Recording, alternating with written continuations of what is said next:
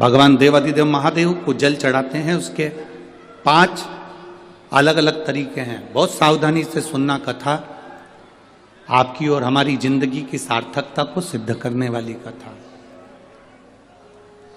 आज पंजाब की इस पवित्र भूमि पर अगर यह प्रसंग निकला है तो इसको आप अगर सुनेंगे तो आपका जीवन सार्थक होगा।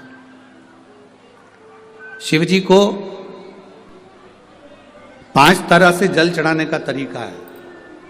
जैसे पंचामृत होता है, दूध, दही, शहद, घी, शक्कर, ये सब पंचामृत के अंतर्गत आते हैं। उसी तरह शंकर जी को 5 तरह से जल चढ़ाने का क्रम वर्णित किया गया। अब उसको समझेंगे, बहुत सावधानी से समझिएगा। पहला, जल लेकर आए, सीधे डायरेक्ट शंकर भगवान के शिवलिंग पर चढ़ा दिया। यह प्रथम जल का चढ़ाने का तरीका। दूसरा, जहां से पानी बहकर जाता है, जहां से जल बहकर जा रहा है, उसके ठीक विपरीत जल उत्तर में जा रहा है, आप दक्षिण में खड़े होंगे और दक्षिण में खड़े होकर उत्तर की ओर मुख करेंगे और शिव जी को जल समर्पित करेंगे। यह रोग मुक्ति करने वाला है और हमारे रोग पर हमें विजय प्रदान करने वाला है। यह जल चढ़ाने का था। एक सीधे मंदिर में गए, लोटा भरकर जल उठाया, शिव जी को चढ़ा दिया। दूसरा जल, जहां से पानी बहता है, शिव जी का चढ़ा हुआ जल जहां से बहकर जाता है, उसके ठीक विपरीत में शिव जी का जल इधर जा रहा है तो तुम यहां खड़े हो, तुम यहां बैठो, यहां मत बैठना, यहां मत बैठना, इधर बैठो। अगर रोग का निवारण है तो यहां बैठकर। तीसरा, अशोक सुंदरी से जल चढ़ाते चढ़ाते शिवलिंग तक लेकर जाना और शंकर भगवान के शिवलिंग पर पूर्ण जल समर्पित करना। यह तीसरा तरीका। यह कार्य की सिद्धता के लिए। हम जब किसी से आस ना लगाकर परमात्मा से विनती करते हैं तो वो विनती करने का तरीका। तीसरा।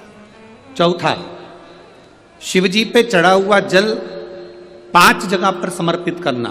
गणेश जी, कार्तिकेय, अशोक सुंदरी, शिवलिंग और जलाधारी। ये चौथा क्रम है। जब जिस नारी का, जैसे एक पत्र है, देखिए,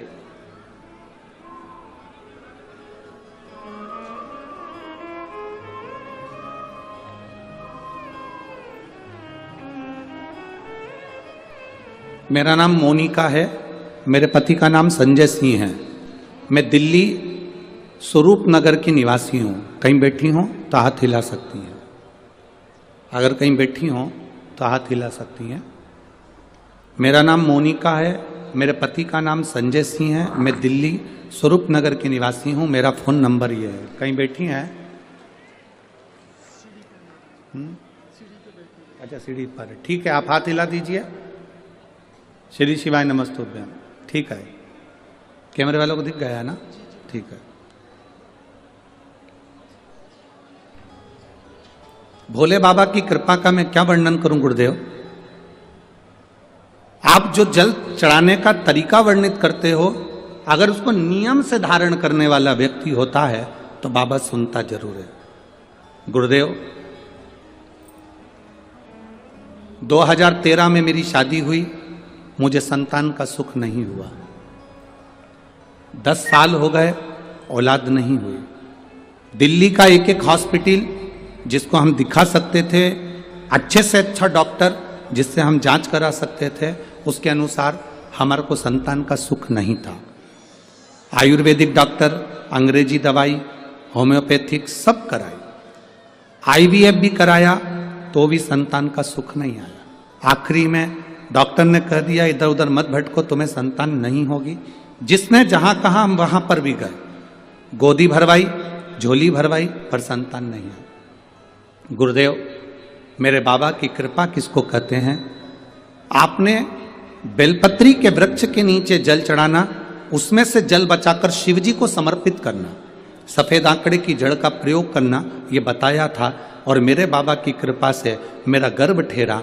मेरे बाबा ने मुझे आज 10 साल के बाद औलाद दी है। मैं उसको यहाँ प्रणाम कराने के लिए लेकर आई हूँ, उसको नमन कराने के लिए लाई। बच्चा लाए हैं क्या साथ में? बाबू को लाए हैं क्या? नहीं लाए? ठीक है, मैं प्रणाम करने के लिए लाई हूँ। गुरुदेव, बाबा बाबा है। बैठिए बहन, शिव तत्व है। एक जल चढ़ाने का तरीका, शिव जी को हम जो जल चढ़ाते हैं उसका एक तरीका भी हमारी जिंदगी में अगर हमने उसको स्मरण में रख लिया तो हमारे कार्य की सिद्धता को सिद्ध कर देता है, हमें सफलता की ओर लेकर चले जाता है।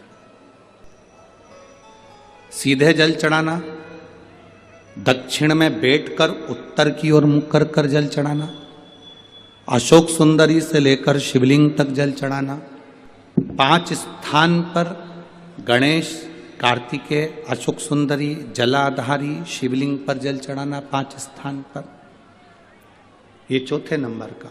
और 5वां जल समर्पित करना,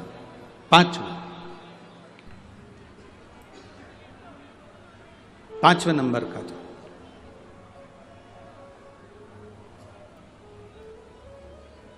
शिव जी को 5म नंबर का जो जल आता है, जो जलाधारी है, ऊपर जिसमें पानी भरा रहता है और नीचे एक एक बूंद टपकता रहता है, जलाधारी में जल समर्पित कर कर उसी जल को बचाकर अशोक सुंदरी वाली जगह पर थोड़ा सा चढ़ाकर उसी में से जल शिवलिंग पर जब हम समर्पित करते हैं तो हम जिस कार्य के लिए जा रहे हैं वो कार्य सफल होता है।